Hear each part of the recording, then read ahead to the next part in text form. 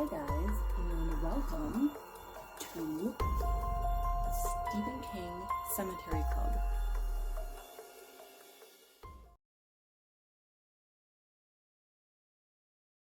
Secret Window, Secret Garden. Now this was made into a movie, I don't remember what year, but I saw it in the theater somewhere between 2002 and 2005. It's a really involved story. It has so many layers, and once you know the secret, it's kind of obvious, but it's still interesting how everything comes together and how things are woven. It's very much like a mystery all wrapped up with these threads, and you have to kind of pull at them to unravel it. So the main character's name is Mort Rainey. Mort, which is such an awkward name, Morton. And we find out that he has recently divorced his wife. He found her in bed with another man, and he flipped out. More gets revealed throughout the story. We don't realize how serious his flipping out was. Apparently he had a loaded gun at the time. Well, he wasn't sure if it was loaded or not, but I think he's trying to convince himself it wasn't loaded. He was very filled with rage when this happened. We begin with an accusation where some stranger has appeared at Mort's summer home, which is where he's living now that his wife is back in Derry. She is in the house. He went to the summer home to kind of separate. We find out this guy's name is John Shooter, and he has a southern accent. He is intimidating, but kind of scrawny looking, and he seems collected and angry at the same time. And Mort doesn't want to involve anyone. He doesn't want to involve the cops. He doesn't want to tell people. He's kind of feeling around, asking his wife, Amy, if she had met with this guy, if he had come to the house in Derry. He keeps making light of it, but this guy accuses him of stealing one of his short stories, and he is so mad, and Mort just kind of passes it off. He says, you know, he wants to deal with it himself. He's not that concerned, but the guy is obviously very upset, way more upset than he should be. So apparently this short story was in a collection of short stories, and he has the publication date as 1982, but Mort knows that he published it previously in an Ellery Queen mystery magazine in 1980. So he knows that he wrote it no later than 1980. So of course, John Shooter isn't going to accept the collection of short stories. He wants a copy of the magazine that first had the story in it. And Mort says, I don't have that here. I only have I have this book, which you won't accept, because he claims he wrote it in 1981. So he says the magazine with the story in it would be in his office, in his house in Derry. And Shooter says, you have 3 days for your ex-wife to mail it here, and I want to see it. Which is just so absurd. And I don't know why he wouldn't want to, well, and you would think you would want to involve the police, because he's being leaned on by a guy who is very unstable, very mad. We also find out that Mort is sleeping a lot. He is falling asleep on the couch and waking up, and then weird things have happened. So he falls asleep, has a dream about John Shooter throwing blood oranges at a chalkboard, which makes me think of The Godfather, because whenever something bad was going to happen, they would have oranges in a scene. So this time when he wakes up, he finds his cat has been killed. And he, of course, blames John Shooter. The cat's neck was broken, and he was kind of pinned to a wall with a screwdriver. There was a note. It said, remember, you have 3 days left. I'm not joking. So then, of course, more bad things happen. Mort finds out from Amy that their house burned down. Their residence in Derry has burned down. It started in his office. So no more magazine, no more house. Morton goes to Derry to kind of, see what the damage is. And his address is 92 Kansas Street in Derry, which we've heard that street name in It. Mort walks around with the insurance guy. Mort finds out that the guy that Amy was cheating with came from Shooter's Knob, Tennessee. So that's an interesting connection.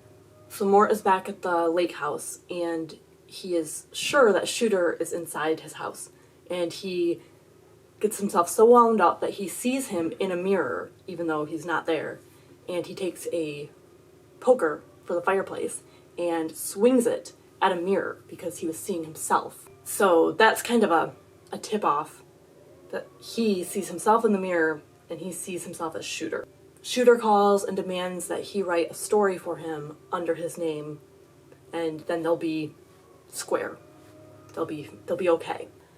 So one of the times when Mort and Shooter were talking, there was a guy who drove by named Tom, and Mort had waved at him, and he's starting to build a case against Shooter because things are getting serious and he wants to get the police involved. Maybe he wants to get his caretaker's help. No one wants him to deal with this guy alone. And the guy apparently says that Mort was alone. He wasn't with anyone. And Mort is concerned that Shooter's going to get to this guy. So he's sleeping again, and Shooter calls and wakes him up, and he is told to go down to the lake where they were talking before, and he finds 2 dead bodies, his caretaker and the guy who said that he was alone talking to himself. One had a hatchet buried in his head, and the other was killed with a screwdriver. Then we get the real crux of everything. Amy mentions that Mort had a nervous breakdown in the past, and he says it's not a nervous breakdown. She insists that it was, and he's trying to downplay it. But apparently he was working on making a movie from one of his novels, and the studio backed out because it vaguely resembled something else. So they didn't say it was plagiarism, but that planted a seed, and he totally overreacted. But that's because we find out that when he was in college, he actually did plagiarize. There was a kid named John Kintner, and he was in the same class as Mort. He was a freshman, Mort was a junior, and this kid was just beyond talented. He was from the South.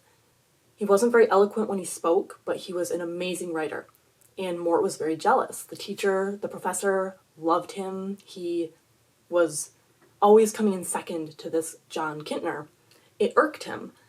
So the professor had distributed copies of students' work amongst the other students so that they could have critiques and follow along and all that stuff. And Mort had been submitting his own work to a place called Aspen Quarterly, and he kept getting rejected. Well, he decided, for some reason, to submit this story that John Kintner had written called Crowfoot Mile. He changed the title and sent it in. And he was saying, it's going to be so funny when this guy turns out to be a failure who also gets rejected. It's going to make me feel better, Well, the story got accepted, and Mort let it get published under his name. Quote, "What he had done with Crowfoot Mile had been one of the most shameful events of his life. Was it really surprising that he had buried it for so many years?" Page 371. So he Lady Macbethed hard over this. He couldn't eat, he felt sick, he was just scared whenever he heard the telephone ring. He was miserable. And things didn't get better until the quarterly magazine, the issue that had his stolen story in it, got replaced with the next issue. And it wasn't as prevalent. And he knew that he could get in trouble. Anyone from his class or the professor, anyone could have figured out whose story it was. It wasn't as though he stole something that was untraceable. He was so stressed out that he received a letter from Aspen Quarterly, and before even opening it, he contemplated suicide. He was that upset. He thought they had found out what he had done. He just was afraid to look at the letter. When he opened it, they were actually very concerned because he hadn't submitted anything in a long time. And after all these rejections, he finally got published. They were wondering why he stopped sending anything after that. So they were accommodating and wanting to make sure that it wasn't something on their end that made him unhappy. So the irony was quite rich. So Mort has talked to his agent, and the agent doesn't have a copy of the short story.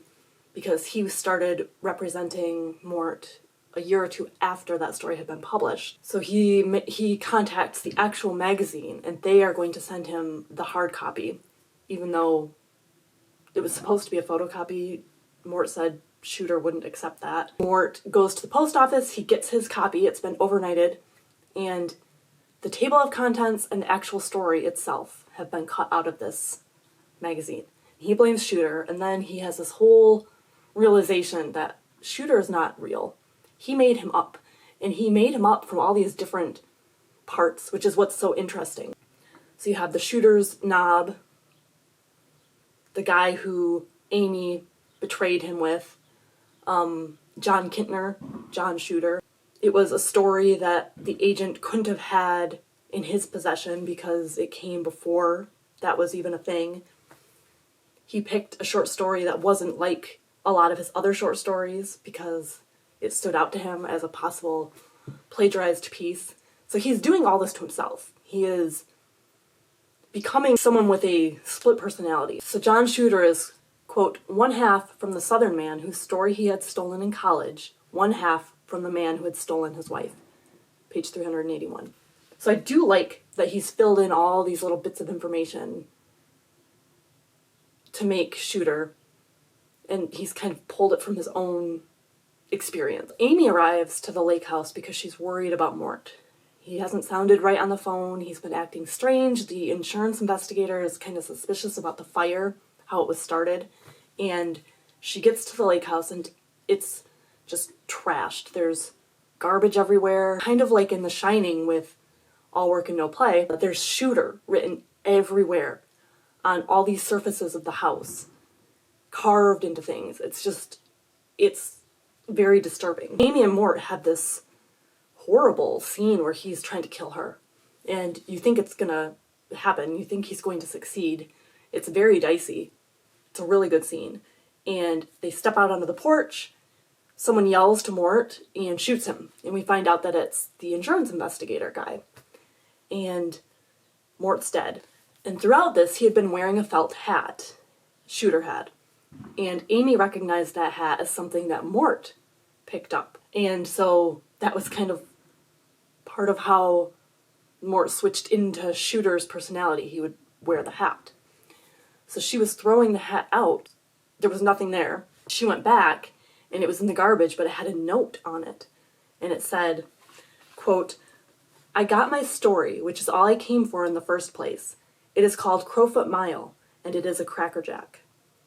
Page 399. So it's almost as though Shooter is like George Stark and has manifested himself in this situation. Because then afterward, there's a guy that talked to the person who said that he had not seen Mort talking to anyone, and he confessed that he didn't want to tell anyone because he felt kind of like he was losing his mind a little bit. But he said that once he passed Mort, he looked in the rearview mirror and saw a guy in a car, and they were kind of see-through, kind of ghostly. So maybe Shooter was conjured up in some way. We don't get closure on that part of it. So Mort is hard to feel sorry for. And like I said, it's hard to explain the story without going into all the intricacies. It's basically a guy who has a confrontation with himself over some unresolved conflict in his brain that really occurred, I don't know, 20, 30 years prior. Something that made him feel so guilty and unhappy that he sat with it for so long, and then it just kind of came to a head and he had to deal with it in some way, and it just came out as a different personality. Very interesting. I think this is the best story of the 4 in here. The next one is The Library Policeman, which I actually remember hating that one. I haven't read it in a long time, but we'll see.